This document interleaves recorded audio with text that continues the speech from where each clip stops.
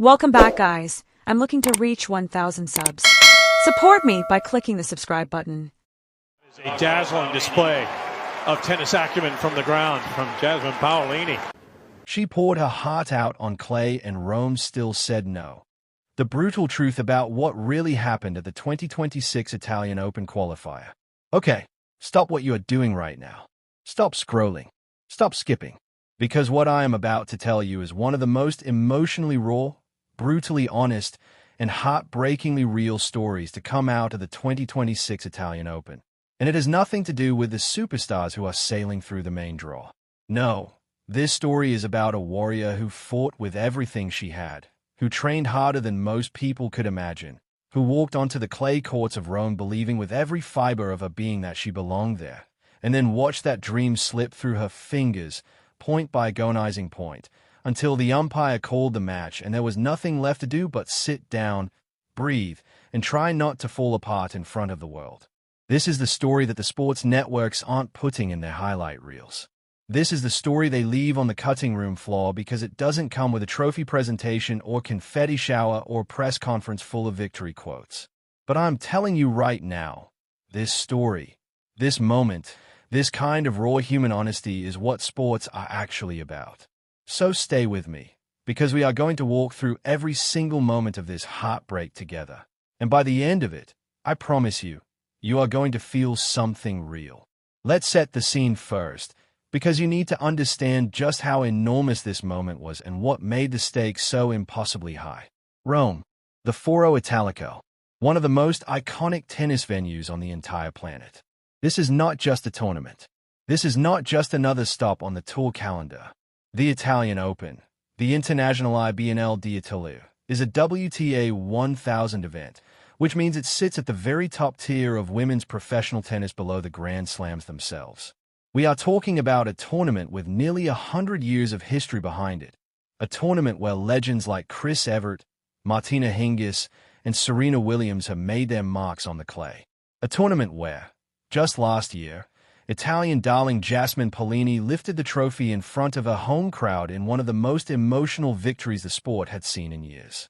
The energy at the Foro Italico is unlike anything else in tennis. The crowd breathes differently there. The clay feels heavier. The stakes feel bigger. Everything is amplified. And when you walk onto those courts, you feel the weight of every match that has ever been played there pressing down on your shoulders. And in 2026, the tournament is even bigger. The draw features 96 players. The top seeds read like a who's who of the sport. Aryna Sabalenka at number 1, Elena Rybakina at number 2, Coco Gauff at 3, Iga Swiatek at 4. Emma Raducanu is in the mix. Alex Elo is turning heads. Naomi Osaka is back. The Italian faithful are praying for Paolini to defend her crown. The energy at the Foro Italico right now is absolutely electric.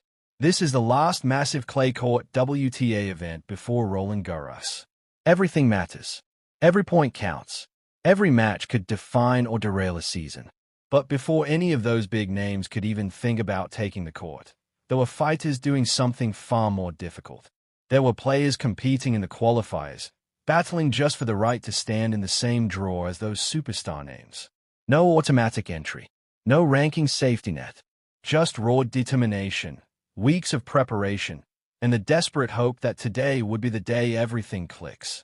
And that is exactly where our story lives. Right there in the qualifying rounds.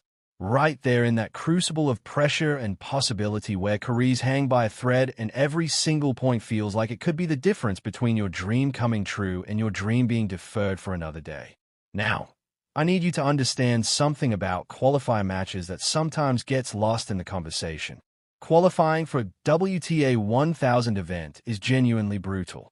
It is not like getting lucky in a lottery. It is a gauntlet. Everyone in that qualifying bracket is hungry.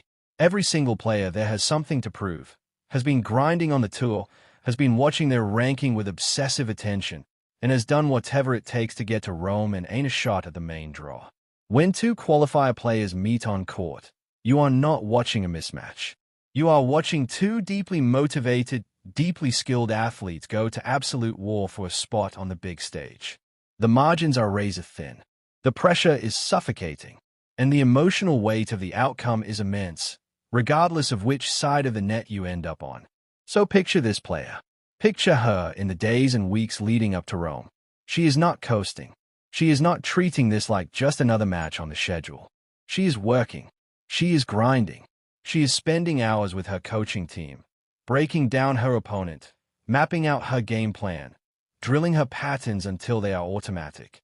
She is talking herself through scenarios, preparing for the pressure moments, building up the mental reserve she knows she is going to need when things get tight on court. She is doing all of this because she believes, genuinely, deeply, unshakably believes, that she can qualify for this tournament, that she can push through the qualifying rounds and earn her place in the main draw alongside those seeded superstars. That belief is not arrogance. It is not delusion. It is the kind of conviction that every elite athlete needs just to survive at this level. And then the match begins. The early games are tense, but she is finding her footing. She can feel her game starting to settle. She can sense the rhythm coming, the timing clicking into place, the kind of natural flow that all the training is supposed to produce. For stretches, she feels genuinely competitive. She feels like she belongs on this court. She feels like the match is there for the taking. There are rallies where she is dictating play, stepping forward, making her opponent uncomfortable. Welcome back, guys. I'm looking to reach 1,000 subs. Support me by clicking the subscribe button.